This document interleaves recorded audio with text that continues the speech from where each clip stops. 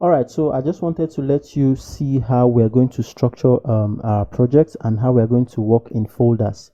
So basically, I have this folder on my desktop named 100 Days of JavaScript. I'm going to open this folder up. And inside this folder, I have this, another folder that's named template. So what I'm going to do is, if you've installed Git on your system, you should be able to actually do what I'm about to do. So I right click on this folder and you'll get the option that says Git bash here. Click on it and it will open up this terminal. Okay, so what I'm going to do now is I'm just going to type in code and dot, and then I'll hit enter. What this will do is that it will open up the folder inside of Visual Studio Code. So that's exactly what is happening here now. So I can actually go ahead and minimize this or even close it up. All right, so this is the folder that has been opened up inside of Visual Studio Code. So I'm going to close this up here, and I just want us to go through the folder. So we have an empty images folder. Okay, maybe I should bring up this folder here so you can see. All right, so inside of the templates folder, we have an image folder or images folder, and there's nothing inside. It's actually empty. Okay, so this template is going to serve as our template for all the projects we build. Okay, and then within the templates folder, we also have index.html, styles.css, and scripts.js. I'm going to click on index.html so that we can see what we have there. All right, so inside of our index.html, basically we just have a normal HTML skeleton, and there's nothing in the title. We have this script for Font Awesome. So basically this script will give us access to Font Awesome library, and then we have this link that links to our styles.css file.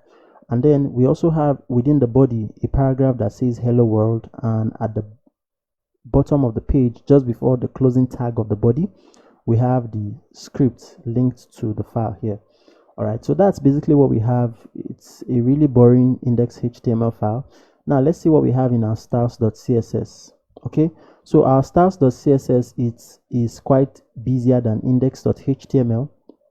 The first thing we did is that we imported this font from Google Fonts. So this is the Open Sans font. Okay, and then we have some variables, color variables. So basically throughout the project, we are going to be using some of these color variables. Okay, and probably we're going to modify some of them, like for example this dark gray.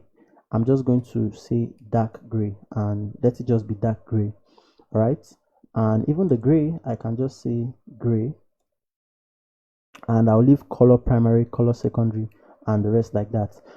If we need to add any color variable, like we're going to add it in the project. Okay, and keep expanding our template file. All right, so what do we have in the template file? We have a CSS reset. So this is just like a margin 0, padding 0, box sizing, border box, like to reset the page. And then we have this HTML tag here with a font size of 10 pixels. Okay, that's because I'm also going to be using rem in the project. Okay, so we are setting the reference here as 10 pixels. Okay, then we've set the font family to Open Sans. That's for the body, everything inside the body. And then for the paragraph, we've simply set a font size of 1.6 rem. So if you say 1.6 times 10, it simply means you have 16 pixels. Okay, so that's how it actually works. And then we have a line height of 1.5 for the paragraph. We've set the image to a width of 100%, and we just have this container class that we're going to use throughout the project. It has a max width of 900 pixels, margin set to 0 and auto, which is really going to center everything inside of the container class. And we have the padding of 0 for the top and bottom and 20 pixels for the left and right. Okay, so basically that's what we have in our CSS file.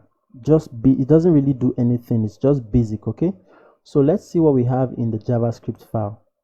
So in our JavaScript file, we don't have anything. Okay, so I just wanted us to go through this template. So this is the template we are going to use to build all of our projects. Okay, and like I said, if we need to add or modify anything, we're going to do that in that specific project. All right, so yeah, so that's about it for this. So let me just I'll just come to index.html, and I'm going to right click and say open with live server. Okay, or maybe before then I will do another video and show you some of the extensions that I have.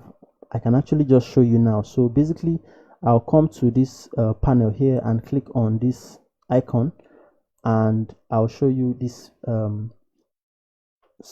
extension for Visual Studio Code. They call it live server. Okay, so it's this one here by Ritu. Okay, so it's the first one here. So basically you can actually just click to install it, and it's going to save you a lot of stress and a lot of time to test your code. Okay, so if you've installed it, all you need to do is come to your index.html, right click and click on open with live server. So if I click on open with live server, it's going to open this page, right? And as you can see, we have hello world here. So basically that's what the live server actually helps us. It makes it easy for us to open our page, and if we make any changes, that change will be automatically applied to the page. Okay, so yes, so this is the folder structure for our working environment. All right, so thank you so much for watching this one. See you in the next one.